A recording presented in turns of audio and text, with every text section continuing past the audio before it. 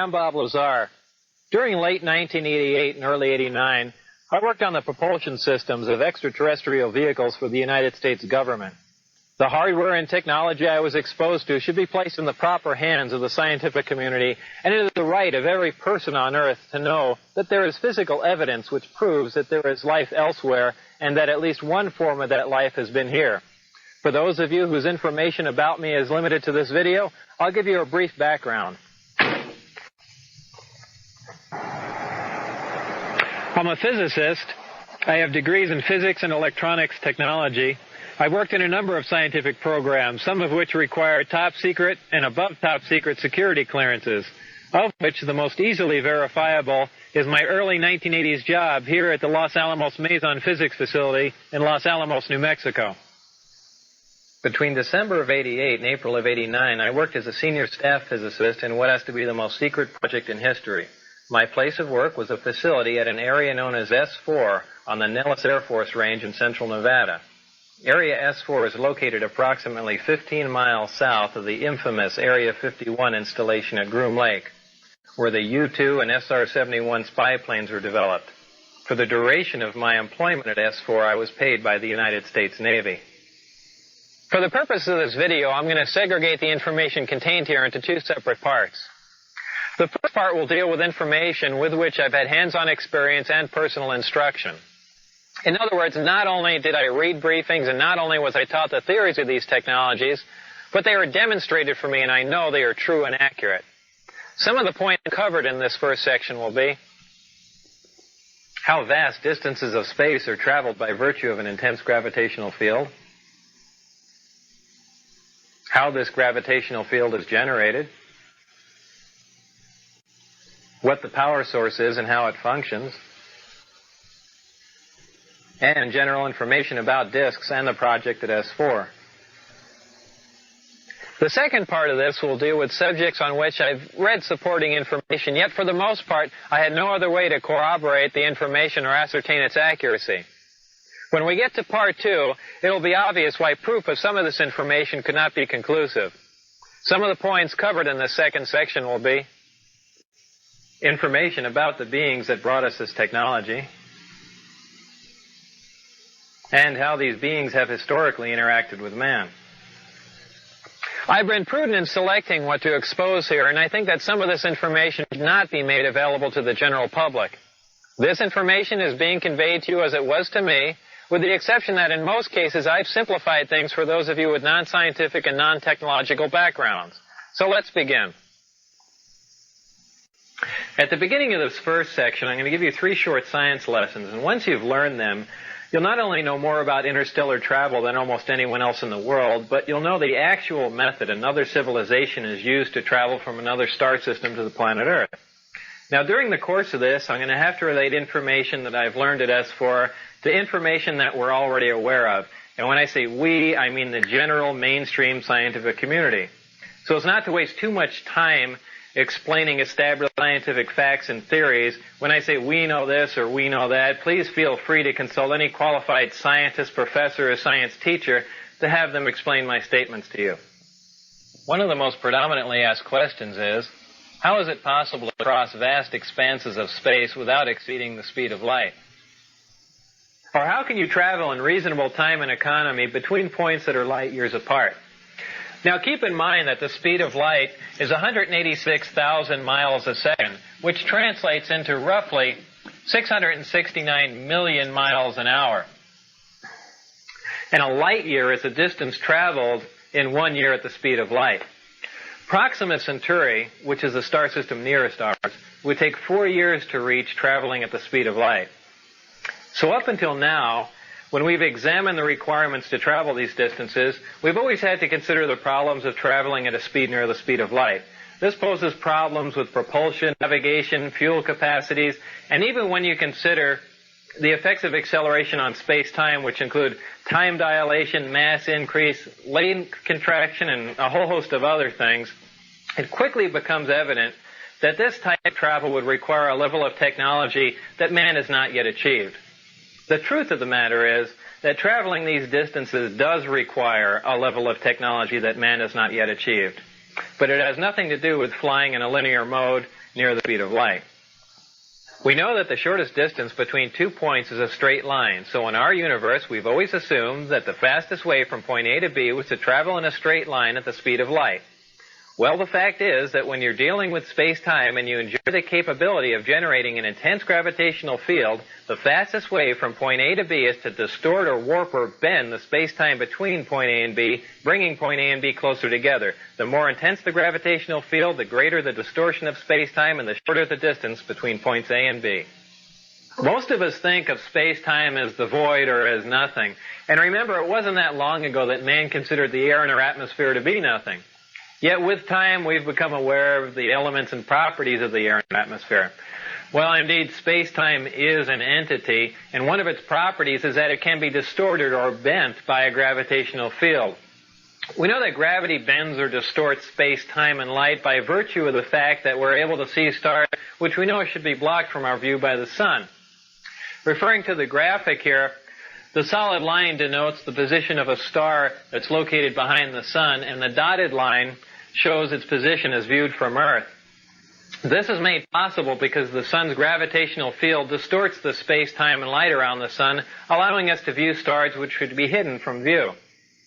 We know that gravity distorts time by virtue of the fact that if we take two identical atomic clocks and keep one at sea level and take the other one up to a high altitude, when we bring them both back together, they reflect different times. The difference in this passage of time is caused by the fact that a gravitational field weakens the further you get from the source. So the atomic clock which was taken to the high altitude was exposed to a less powerful gravitational field than the clock which we kept at sea level. The effect of a gravitational field on space-time is something that we've been able to observe, but not to experiment with. This is due to our inability to generate a gravitational field. And up until this point in time, great mass such as a star, planet, or moon was the only source of a discernible gravitational field that we're aware of.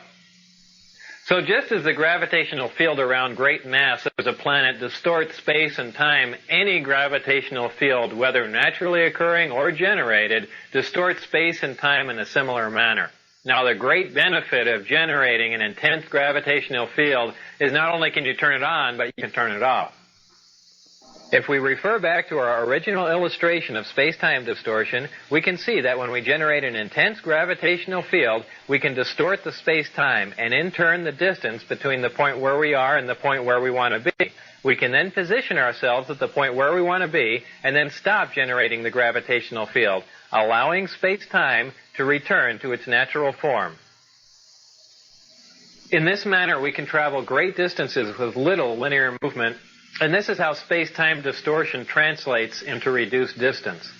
Now back to our original question, how is it possible to cross the vast expanses of space required for interstellar travel without exceeding the speed of light?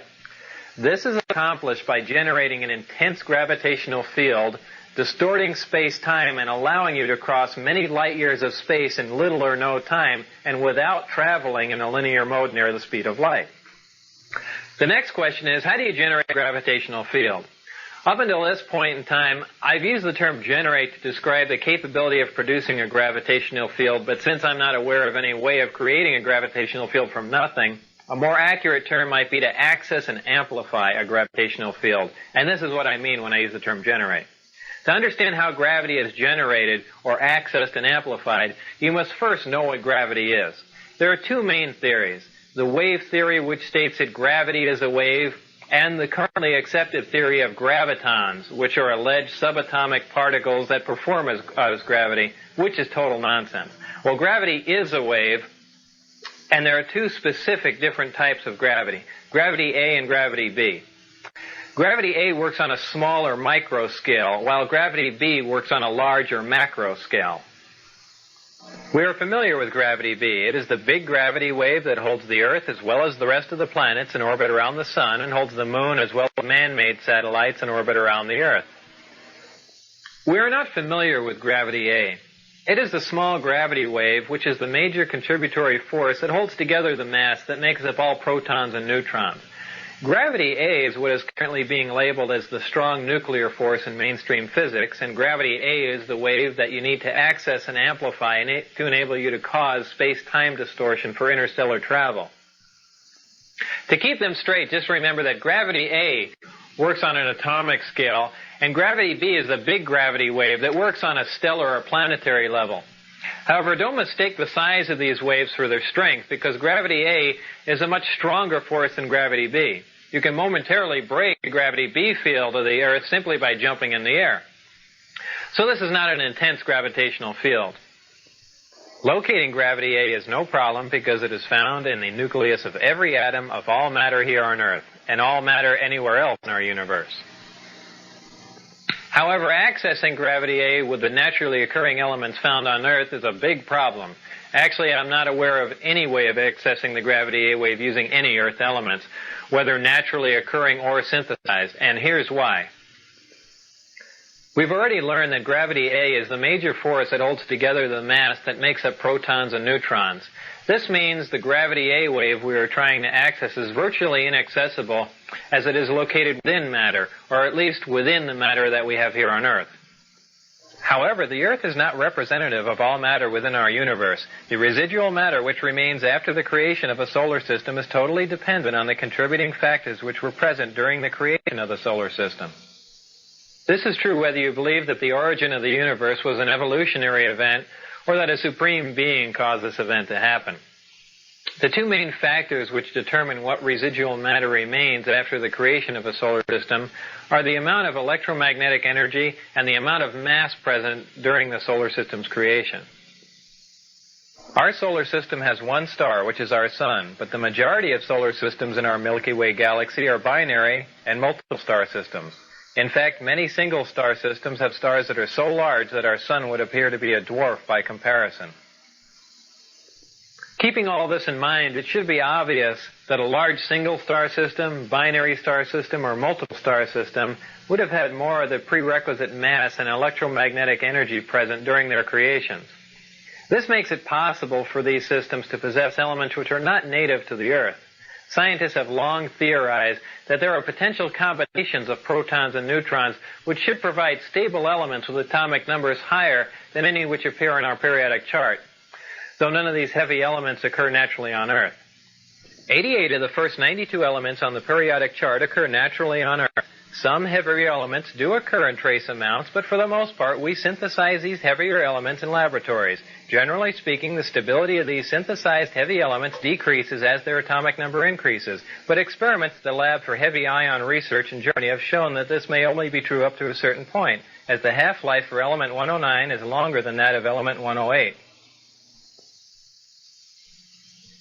The point is that our observations and theories are accurate. The fact is that heavier stable elements with higher atomic numbers, which have more protons, neutrons, and electrons than any Earth elements, do exist. However, up until this point in history, there has been no physical evidence to prove this. But now that proof is here. The most important attribute of these heavier stable elements is that the gravity A wave is so abundant that it actually extends past the perimeter of the atom. These heavier stable elements literally have their own gravity A field around them, in addition to the gravity B field that is native to all elements.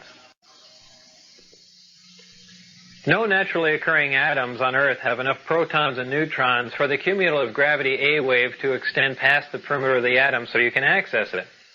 Even though the distance that the gravity A wave extends is infinitesimal, it is accessible, and it has amplitude, wavelength, and frequency just like any other wave in the electromagnetic spectrum.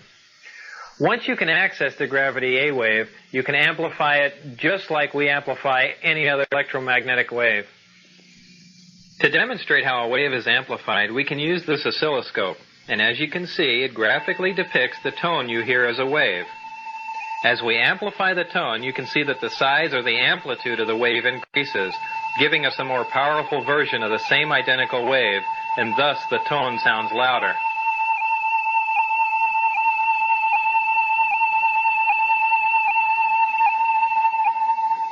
In like manner, the gravity A wave is amplified and then focused on the desired destination to cause the space-time distortion required for space travel.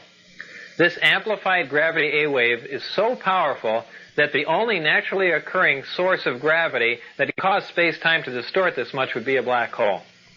This brings us back to our original question. How do you generate a gravitational field?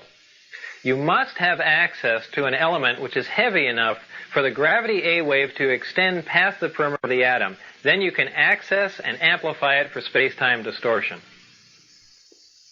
To complete our 3 science lessons, the last question is, what is the power source for this type of travel? Well, for those of you with limited knowledge about power sources, I'm sure you can probably imagine the enormous amount of power required to cause a space-time distortion for this type of travel. After all, we're amplifying a wave that barely extends past the perimeter of an atom until it's large enough to distort vast amounts of space-time. For those of you with extensive knowledge about power sources, I'm sure it's probably even more puzzling as to how it's possible to have a compact, lightweight, onboard power source that can provide this much power. For everyone to understand that, I need to further explain a couple of things we briefly touched upon in the last question. If you remember, I said that for the most part, we synthesize or create heavier elements in accelerators, and their stability decreases as their atomic number increases. So what does this all mean? Well, we synthesize these heavier, unstable elements by using more stable elements as targets in a particle accelerator. We then bombard the target element with various atomic and subatomic particles. At this point, transmutation occurs, making the target element a different, heavier element. This element now has a higher atomic number, as the atomic number simply indicates the number of protons in the nucleus of the atom. So this is what I mean when I say their atomic number increases. What does their stability decreases mean? The length of time which an element exists before it decays determines its stability. Atoms of some elements decay faster than atoms of other elements, so the faster an element decays, the more unstable that element is considered to be. When an atom decays, it releases or radiates subatomic particles and energy, which is the radiation that a Geiger counter detects. As you can see, this Geiger counter is detecting the radiation from this uranium, which literally means that the Geiger counter is sensing the subatomic particles which are being released or radiated as the uranium decays. Those elements in which nuclear radiation can be consistently detected are radioactive elements. These heavy elements, which we synthesize in particle accelerators, are of the radioactive variety, and they decay very rapidly. Since we're only able to make a few atoms of these elements, and because they decay so rapidly, we're not able to observe much about them. This is what I mean when I say their stability decreases. However, there are elements with higher atomic numbers which are stable, even though they don't occur naturally on Earth, and we can synthesize them in particle accelerators.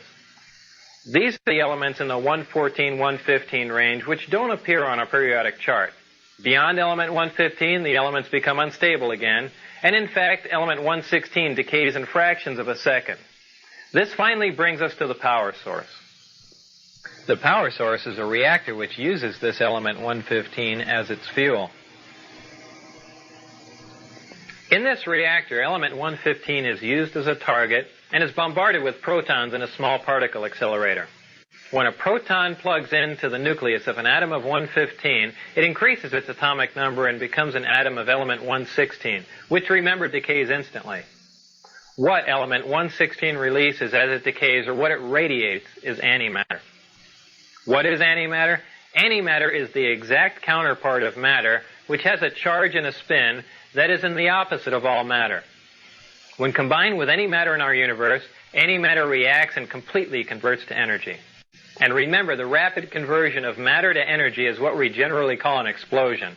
To demonstrate the explosive power of antimatter, let's pick a random area where an atomic bomb might explode. Oh, let's say Iraq.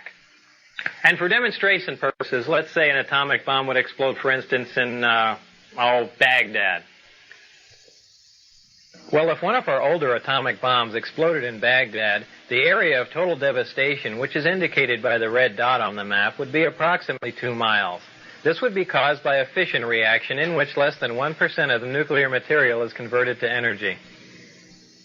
Most of you are familiar with the bombs that were dropped on Japan in World War II. This is the same bomb that was dropped on Nagasaki August 9, 1945.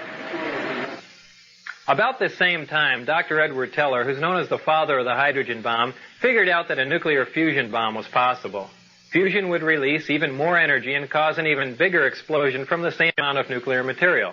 Much to Dr. Teller's dismay, the Japanese surrendered, we never dropped the hydrogen bomb, and Dr. Teller's been in a bad mood ever since. But if a hydrogen bomb containing the same amount of nuclear material as the Nagasaki bomb were to explode in Baghdad, the area of total devastation would be approximately 20 miles. This would be caused by a nuclear fusion reaction, which again, less than 1% of the nuclear material actually converts to energy or explodes. The other 99% of the nuclear material on this type of bomb is dispersed, but is not involved in the actual nuclear fusion reaction. Now, if a bomb was made with the same amount of nuclear material as the Nagasaki bomb, and that material was antimatter, when that bomb exploded in Baghdad, the area of total devastation would include parts of Africa, Europe, and Asia, with the exact area of total devastation being very difficult to calculate. This would be caused by a total annihilation reaction, which is the complete conversion of matter to energy. 100% of the nuclear material on this bomb would explode or convert to energy. We currently have no practical way to harness antimatter into a bomb, and generally speaking, we can only isolate antimatter in a particle accelerator and store it for a short time. This demonstrates the enormous amount of power released when you totally convert matter to energy, which is what happens when antimatter and matter are combined. So back to our power source. Inside the reactor, element 115 is bombarded with a proton, which plugs into the nucleus of the 115 atom and becomes element 116, which immediately decays and releases or radiates small amounts of antimatter. The antimatter is released in a vacuum into a tuned tube, which keeps it from reacting with the matter that surrounds it. It is then directed towards a gaseous matter target at the end of the tube. The matter and antimatter collide and annihilate, totally converting to energy. The heat from this reaction is converted into electrical energy in a near 100% efficient thermoelectric generator. This is a device that converts heat directly into electrical energy. Many of our satellites and space probes use thermoelectric generators, but their efficiency is very, very low. All these actions and reactions inside of the reactor are orchestrated perfectly like a tiny little ballet. And in this manner, the reactor provides an enormous amount of power. So back to our original question. What is the power source that provides the power required for this type of travel? The power source is a reactor which uses element 115 as a fuel and uses a total annihilation reaction to provide the heat which it converts to energy, making it a compact, lightweight, efficient onboard power source. I've got a couple quick comments about element 115 for those of you who are interested. By virtue of the way it's used in the reactor, it depletes very slowly, and only 223 grams of 115, which is just under half a pound, can be utilized for a period of 20 to 30 years. Element 115's melting point is 1740 degrees Celsius. I need to state here that even though I had hands-on experience with element 115, I didn't melt any of it down, and I didn't use any of it for 20 to 30 years to see if it depleted. So we've learned how space-time is distorted by a gravitational field. We've learned how that gravitational field is generated, and we've also learned where you get the power to accomplish all of this. Now it's time to link all we've learned in our science lessons to the vehicle that utilizes all of this technology. And a few years ago, I never thought I'd hear myself say this, but that vehicle is a disk, which is generally referred to as a flying saucer. I had at least partial views of the 9 different disks out at Area S4, but the one I'm going to describe to you now is the one in which I not only saw 2 of the 3 interior levels, but I also saw it fully functional in flight. And no, unfortunately, I didn't get to go for a ride in it. This particular disc appeared to be in excellent condition, and because of its sleek appearance, I nicknamed it the Sport Model. The Sport Model is about 16 feet tall and 40 feet in diameter. The exterior skin of the disc is metal, which is the color of unpolished stainless steel. The Sport Model sits on its belly when it's not energized. As you can see, the hatch is located on the upper half of the disc with just the bottom portion of the door wrapping around the center lip of the disc. The interior level of the disc is divided into 3 levels. The lower level is where the 3 gravity amplifiers and amplifier guides are located. These are the things used to amplify and focus the gravity wave that we learned about in our science lessons. The reactor is located directly above the 3 gravity amplifiers on the center level and is in fact centered between them. The reactor is similar to this half-scale model. The element 115 is machined into triangles like this and is then inserted into the reactor. This piece of element 115 is the source of the gravity A wave as well as the target that is bombarded with protons to release the antimatter, both of which we learned about in our science lessons. The center level of this disk also houses the control consoles and seats, both of which were too small and too low to the floor to be functional for adult human beings. The walls of the center level are all divided into archways. At one point in time, when the disk was energized, one of the archways became transparent, and you could see the area outside of it just as if the archway was a window. After the panel had been transparent for a while, a form of writing, which was unlike any alphabetic, scientific, or mathematical symbols I've ever seen, began to appear on the transparent archway. And I was never informed as to how all of this was achieved, not that any of that would have required alien technology. I was never given access to the upper level of the disk, so I can't enlighten you as to what the porthole-like areas are, other than I can assure you that they're not portholes. Now, before I go any further about the disk, I'm going to show you where and under what circumstances I saw it tested. My job in this program was to be part of a back engineering team. Back engineering is the act of taking a finished product and tearing it apart to find out what makes it tick. The goal in this program was to see if the technology of the disk could be duplicated with other materials. When I went to work, I was flown from McCarran Airport in Las Vegas to Area 51, which is a highly secure government base on the Nevada test site. Area 51 is located about 125 miles north of Las Vegas, near the Groom Mountains and the Groom Dry Lake bed. From Area 51, I was bused to an even more highly secure facility located about 15 miles south of Area 51 called S4. S4 is situated at the base of the Papoose Mountains by the Papoose Dry Lake bed. The airspace around S4 is restricted, and if any unwelcome aircraft strays into the outer sector, they radio the pilot and instruct him or her to leave. If that pilot continues and strays into the middle sector, jets will be scrambled to escort the intruding aircraft out. If for any reason whatsoever that aircraft penetrates into the inside sector before jets can be airborne, ground-to-air missiles will neutralize the intruder. The moral of this story is don't try and fly into S4. The S4 installation is built into the mountain, and the 9 hangar doors are angled at about 60 degrees. These doors are covered with a sand-textured coating to blend in with the side of the mountain and the desert floor. As you can see in this representation, my ID badge had a white background with 1 light blue and 1 dark blue diagonal stripe in the upper left-hand corner. At the bottom of the badge, there were letters and numbers designating various areas, including S4. On my badge, there was a star punch through S4. The back of the ID badge was dark blue with a vertical mag stripe running down one side. The hangar that housed the sport model was like a typical airplane hangar with the exception of the angled doors that I mentioned before. The hangar was equipped with typical tools and extensive electronic equipment. It also had a machine with an X-ray emblem on it and an overhead crane rated at 20,000 pounds. Equipment in this hangar was marked with a black number 41 with a white circle around it. It was outside of this hangar that I saw the sport model tested. Now, when the disk travels near another source of gravity, such as a planet or moon, it doesn't use the same mode of travel that we learned about in our science lessons. When a disk is near another source of gravity, like Earth, the gravity A wave, which propagates outward from the disk, is phase shifted into the gravity B wave, which propagates outward from the Earth, and this creates lift. The gravity amplifiers of the disk can be focused independently, and they are pulsed and do not stay on continuously. When all 3 of these amplifiers are being used for travel, they're in the delta configuration, and when only one is being used for travel, it's in the omicron configuration. As the intensity of the gravitational field around the disk increases, the distortion of space-time around the disk also increases. And if you could see the space-time distortion, this is how it would look.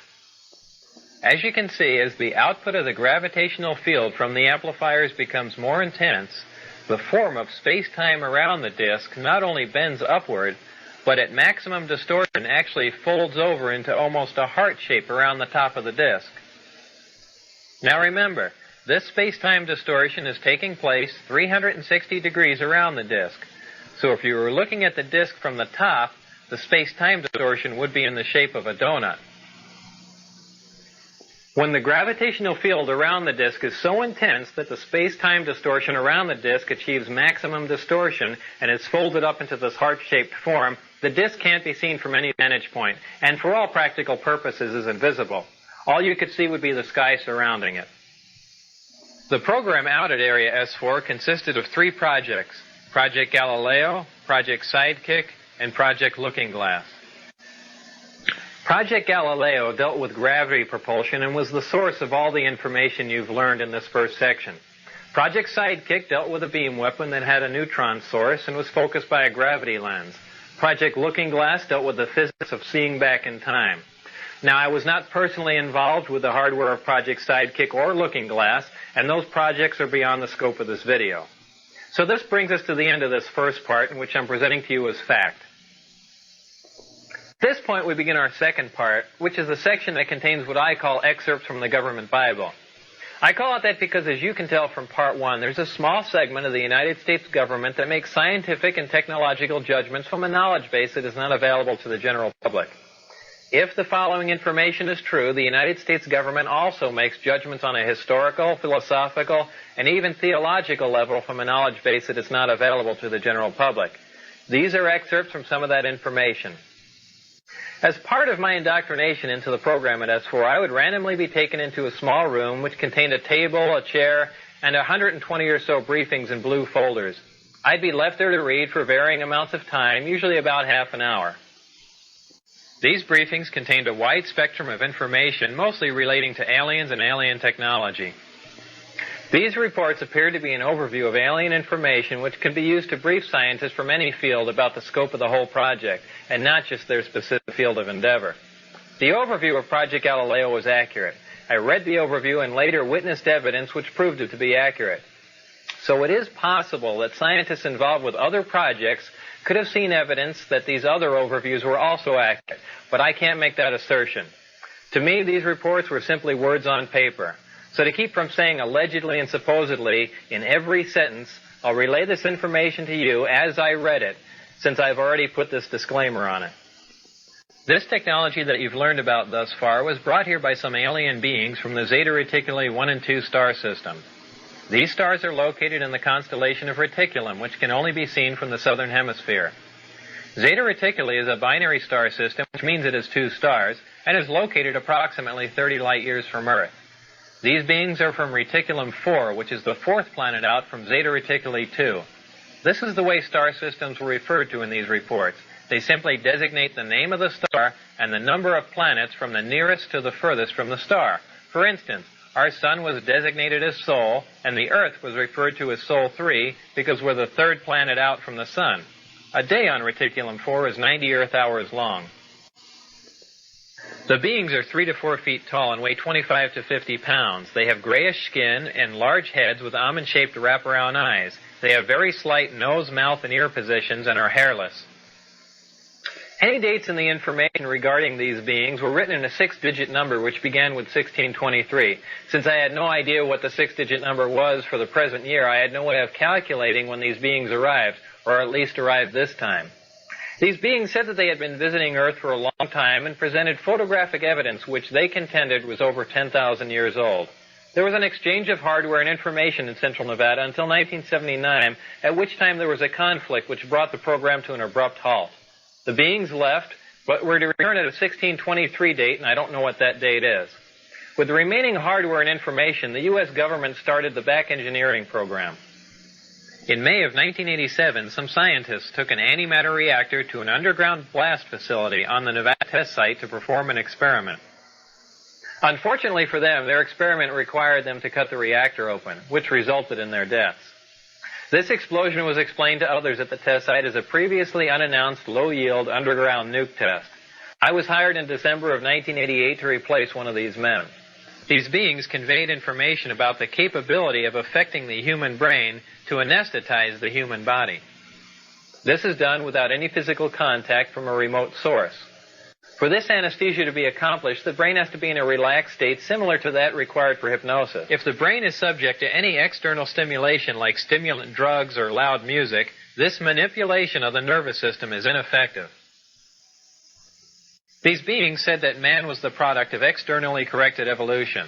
They said that man, as a species, had been genetically altered 65 times. They refer to humans as containers, yet I don't know what we're containers of.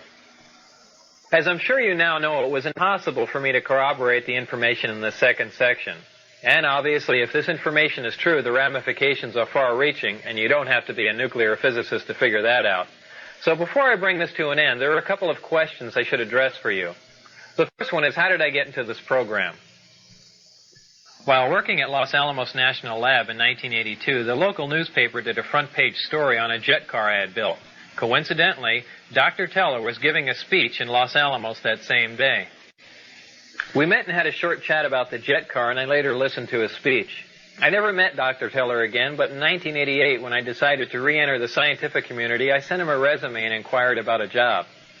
Dr. Teller responded by telephone and told me that he was no longer active, but just functioned in a consultant capacity. He gave me the name of a contact to call in Las Vegas. I made that call, and things progressed from there until I got into the program. I never got a chance to ask Dr. Teller if he remembered me from Los Alamos, so I don't know if that was a factor or not.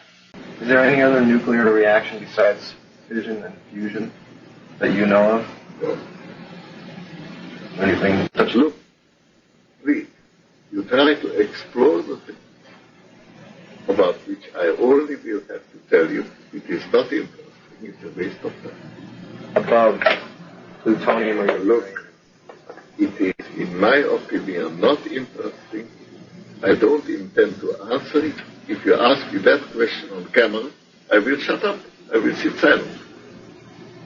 You're not going to get an answer out of me on that. Okay. And if I ask you on camera if you know Bob Lazar, can you just say no? I will sit silently. The second question is that if all I've just presented to you is true and the government is keeping this a secret, how can I make a video telling you about it? Well, the bottom line is, if there are any repercussions from making this video, it would simply confirm that what I told you is true. So what you do with this information is up to you.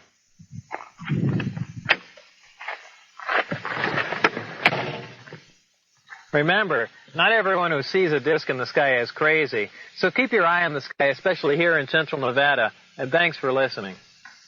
Hey, we reached another milestone today. 1,000 views in 2 days. I mean, I couldn't believe it at first. Here's how things usually look like. But there's still a long way to go. We must not be complacent. Please help me in my efforts to get this information out. Share this with anyone who might lend an ear, and leave a subscription if you haven't.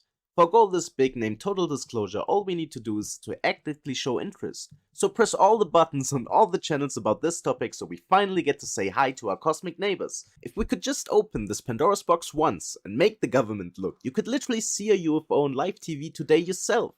I appreciate any help. See you next time. Bye.